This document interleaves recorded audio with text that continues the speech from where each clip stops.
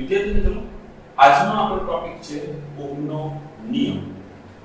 નિયમ એવો છે કે નિશ્ચિત ભૌતિક પરિસ્થિતિમાં મૂકેલા કોઈ વાહકમાંથી પસાર થતો વિદ્યુત પ્રવાહ તે વાહકના બે છેડા વચ્ચે લાગુ પાડેલા વિદ્યુત સ્થિતિમાનના તફાવતના સમપ્રમાણમાં હોય છે.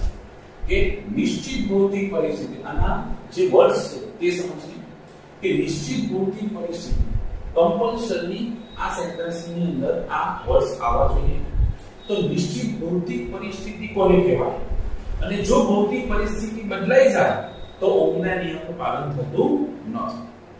નિશ્ચિત ભૌતિક પરિસ્થિતિની અંદર તમે તાપમાન, દબાણ, વાતાવરણનો ભેજ એ બધી વસ્તુઓને કન્સિડર કરી શકો. જેમ કે કોઈ રૂમની અંદર નોર્મલ ટેમ્પરેચર છે ત્યાં તમે ઓહમના નિયમનો પ્રયોગ કરો, અને કોઈ રૂમની અંદર એસી ચાલુ છે અને તેમાં તમે ઓહમના નિયમનો પ્રયોગ કરો, તે બંનેના જે રીડિંગ ખરા, તમારું જે પરિણામ કરો તે અલગ આવવાની શક્યતા છે. માટે આ શબ્દ છે કે નિશ્ચિત ભૌતિક પરિસ્થિતિ, ભૌતિક પરિસ્થિતિ બદલાવી જોઈએ નહીં, તો જ આ નિયમનું પાલન થશે. કે નિશ્ચિત ભૌતિક પરિસ્થિતિમાં મૂકેલા કોઈ વાહકમાંથી પસાર થતો વિદ્યુત પ્રવાહ, શું વિદ્યુત પ્રવાહ તે વાહકના બે છેડા વચ્ચે લાગુ પાડેલા વિદ્યુત સ્થિતિમાનના તફાવતના સમપ્રમાણમાં હોય છે. ઉદાહરણ દ્વારા સમજીએ. મેં કોઈ વાહક લીધો, એ વાહકમાંથી પસાર થતો વિદ્યુત પ્રવાહ I છે. કેટલો છે? I. અને તે વાહકના બે છેડા વચ્ચે લાગુ પાડેલો વિદ્યુત સ્થિતિમાનનો તફાવત V છે. તો નિયમ શું કહે છે કે એનામાંથી પસાર થતો વિદ્યુત પ્રવાહ તે વાહકના બે છેડા વચ્ચે લાગુ પાડેલા વિદ્યુત સ્થિતિમાનના તફાવતના સમપ્રમાણમાં હોય છે. અથવા તો વિદ્યુત સ્થિતિમાનનો તફાવત એ પ્રવાહના સમપ્રમાણમાં લખી શકું. તો વિદ્યુત સ્થિતિમાન અને વિદ્યુત પ્રવાહ એકબીજાના સમપ્રમાણમાં હોય છે. વિદ્યુત સ્થિતિમાનને V વડે દર્શાવવું, વિદ્યુત પ્રવાહને I વડે દર્શાવવું. તો શું કહી શકું કે V ચલે છે I. કોઈ પણ ચલન તમે દૂર કરો, તે ચલનની અંદર તમને કંઈક અચળાંક આવશે. તો અહીં હું ચલન દૂર કરું તો V I R, અને આ જે R છે તે આ ચલનનો અચળાંક છે, અને તેને કહે છે આપેલા વાહકનો અવરોધ. જ્યાં R અચળાંક અવરોધ. હવે એક વસ્તુ નોટ કરો કે R એક અચળાંક છે. અચળાંક કોને કહેવાય? જેનું મૂલ્ય બદલાતું ના હોય. એટલે કે કેવી રહેતું હશે? અચળ રહેતું હશે. આના ઉપરથી R ને હું કરતા બનાવું તો સૂત્ર શું બનશે? R I છેદમાં જશે V upon I.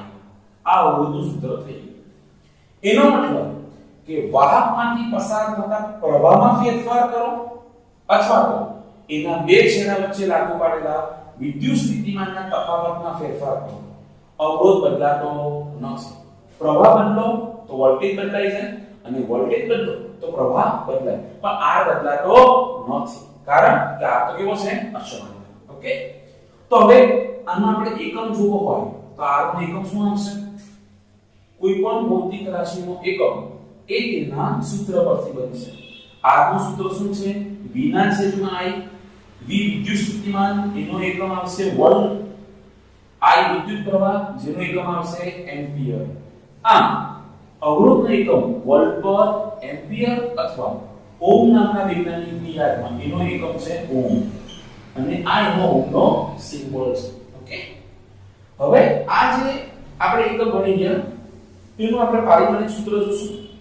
પારિમાણિક સૂત્રો જે 11 બાર સાયન્સના વિદ્યાર્થી છે એમને ખબર હશે કે પારિમાણિક સૂત્ર કોને કહેવાય. તો પારિમાણિક સૂત્ર એ પણ કેવી રીતે બનશે? એકમ ઉપરથી બનશે. અવરોધનો એકમ વોલ્ટ પર એમ્પિયર, તો વોલ્ટનું પારિમાણિક સૂત્ર આવે mLTA 1231 છેલ્લા બે માઈનસ, અને એમ્પિયર માટે આવશે A⁻1. આના પરથી m ની 1 ઘાત, l વાળું એક જ પદ છે એટલે l ની 2 ઘાત, t વાળું પણ એક જ પદ છે એટલે t ની -3, a ની 1 ઘાત ઉપર જાય તો -1, -1 -2 આનું સૂત્ર બનશે n1 L2 p - 3 અને a raised to -2. હવે અવરોધ કોના પર આધાર રાખે? તો અવરોધ ચાર વસ્તુ પર આધાર રાખે: તાપમાન, દબાણ,